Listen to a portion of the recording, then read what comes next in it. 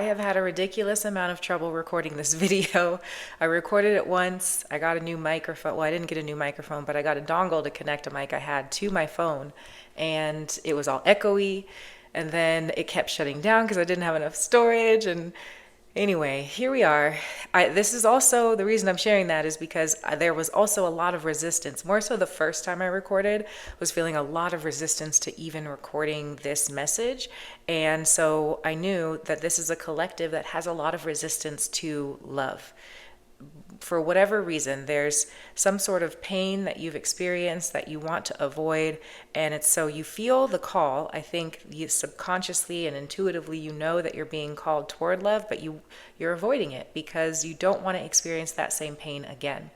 I feel like this collective, you might have dealt with some deceptive people in your love life. You might have also dealt with unrequited love, feeling rejected. And so there's just pain and you don't want to go through it again. So the current energy is showing up as the Page of Cups, the High Priestess reversed, and the Seven of Wands. And so this is you now. You hear the call, but you feel pretty good. That's the other thing. You're not desperate for love. You're not hurting for love. You're actually you like where you are, and you feel like you've worked really hard to get where you are to where you don't feel like you need love. Right? But the love is calling you. And so the call represents these sticks down below, and that's you trying to fight them off. That's you ignoring your intuition, ignoring what you're feeling and seeing, not wanting to delve deeper into your emotions as it relates to love, because there's pain there. But that's exactly what you're being called to do at this time, to revisit your emotions as they relate to love. And so it's almost like, someone standing on a cliff. They've got one foot on one side of the cliff, one foot on another, and the cliff is separating. So their feet are starting to spread wider and wider apart. And after a certain amount of time, they won't be able to hold their feet on those ledges. They'll be in a full split, and then they will eventually have to fall. And so you're avoiding that fall into the abyss. And that's what this energy is with the Seven of Wands. You're doing everything that you can not to fall into the abyss of your emotions because it's uncontrollable in there. You can't stay, you're not guaranteed to stay in this place that feels good if you start letting love back into your life. You may be thrown off of your high horse, off of your good standing, if you let love back into your life. So that's what's going on with you on a conscious or subconscious level. Then I asked, what needs to shift for this collective? And we have the Seven of Swords and the Empress. So the Empress is you. This is your soul, the energy of your soul. You are the Empress. And this is something I feel you probably know in your mind, but you have imposter syndrome. So you're almost running from yourself in the sense that you're running from your own power. You're running from this level of abundance that your soul naturally has, the ability to magnetize and attract things to you easily that you naturally have. There's a part of you that is running from this, that is saying, let me take the safe route. Let me take the easy route. I just need these seven swords. I don't need the whole thing. That's enough for me. And you're completely ignoring that you can have it all, quote unquote. The reason that you're ignoring this is because it would require you to let go of a story, an illusion that you have bought into for your whole life, that you are unlovable, you are unwanted, and it's better for you to be on your own. A part of you believes this, and that part of you would have to die for you to acknowledge the Empress that you are, for you to give into this love journey that you're being beckoned back into. There is a part of you that will have to experience an ego death. So you're really being asked to do some shadow work around this part of you, the part of you that is resisting death, so that you can move forward, because really it's about soul evolution. It does feel like you have a soul contract. This collective has a soul contract around love in this lifetime.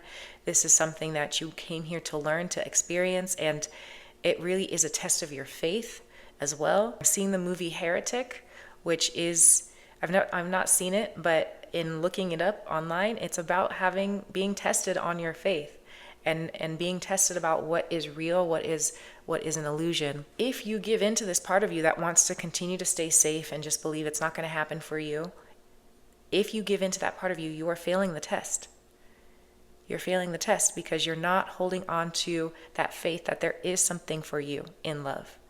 Despite your past circumstances, despite the messages that you've been sent through your experience or maybe even directly in your life, you're still able to maintain the faith. That's the test.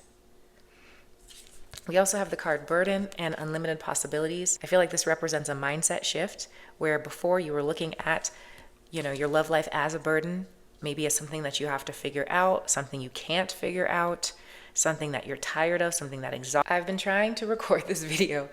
It keeps cutting me off and I'm getting very frustrated.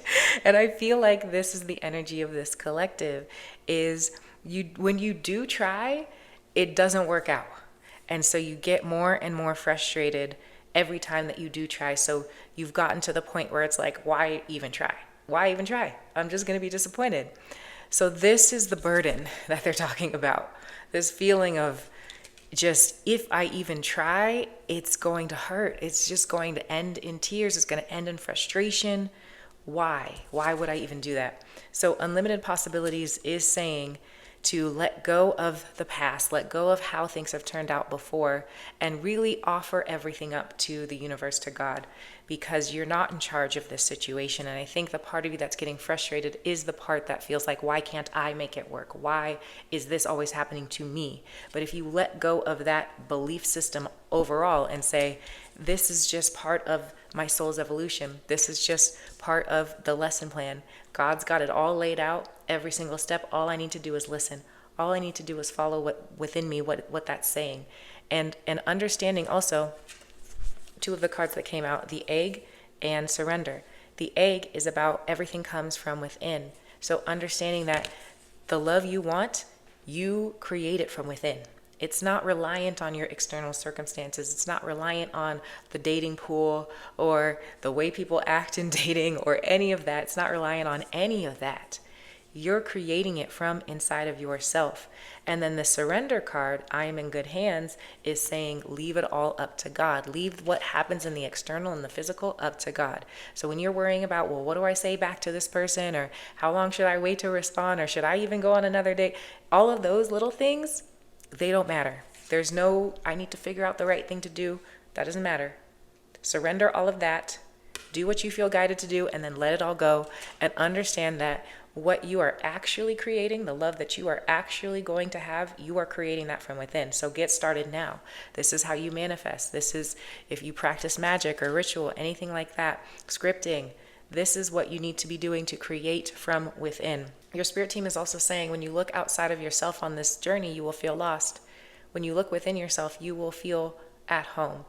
You will feel like maybe you don't know exactly what's going to happen, but there is a certainty within you that you have the potential to access if you give it the space to be accessed. Side note, I'm seeing a praying mantis, specifically a fire-breathing praying mantis, and I feel like this is a message for someone who maybe you've been trying to be more demure. You're a feminine energy, but you're trying to be more soft and feminine. And the message that's coming through is the praying mantis, the female praying mantis eats the head of the male, right? After they mate.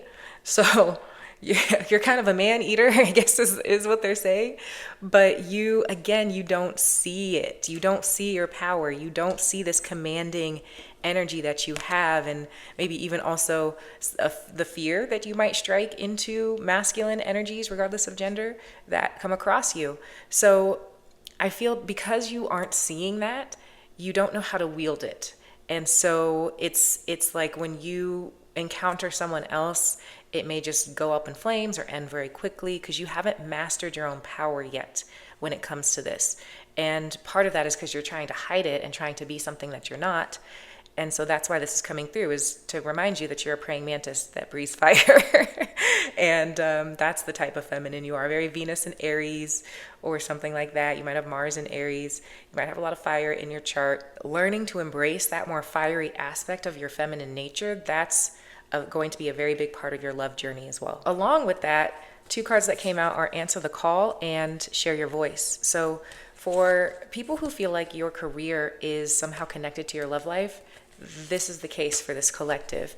So, however you've been feeling called to share your voice, whether that's speaking, writing, music, something though where you are expressing yourself, where you are sharing something, and probably something that you're afraid to share, because on the bottom of this card it says, come out of the cave, persecution. So, something that you have been hiding from sharing, and maybe are afraid of persecution if you were to share it. There's some kind of bold expression that wants to come out. Mercury in Aries is coming to mind, or Mercury in Sag is coming to mind. I see someone who's a little bit of a pot stirrer, so someone who will say things that might get people riled up, might offend people, gets people talking, very polarizing at times. Or maybe that's just your fear. You're afraid that you might say something like that.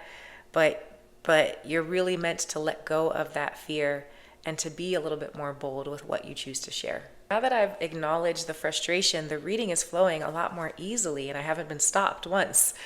But I feel for this collective, that's a main part of this reading, is that even though you feel avoidant around love and you probably would rather just ignore it at this moment, if you push yourself to start to move back toward it, it will help you to face this frustration that I really feel is weighing you down, and you might not even realize it, and release some of that anger to then open yourself up to the possibility of love. This message may frustrate you, it may call you out, but I know that it's not surprising you, because these two cards, the yellowing is all about some sort of warning, some sort of sign that something is ready to be released or in transition, and sap of the moon plant is about dreams, the unconscious, the intuition, emotion. So you've been getting signs that you're meant to be focusing on love, and you've been ignoring them or avoiding them, as is the theme of this reading. But this reading is coming through to tell you where to focus, to give you clarity on what to focus on, and to confirm that yes, this is something that you're meant to have, and it is going to take a little work from you in order to move toward it, especially at this time when you feel like you would rather do anything but. Looking for help kickstarting this journey, I invite you to join us in Rebirth. This is my monthly membership, which is only $22 a month. It is a beautiful community. You also get 2 monthly candle workings and a monthly workshop. One of our candle workings this month is going to be a self-love and love attraction spell, which will start on March 13th. This is Friday the 13th. Friday is ruled by Venus, but it's also the day of the goddess. So join us in Rebirth. This is a wonderful spell to attract love into your life, to attract more self-love into your life, and also will help illuminate the parts of you that are blocking love from coming in.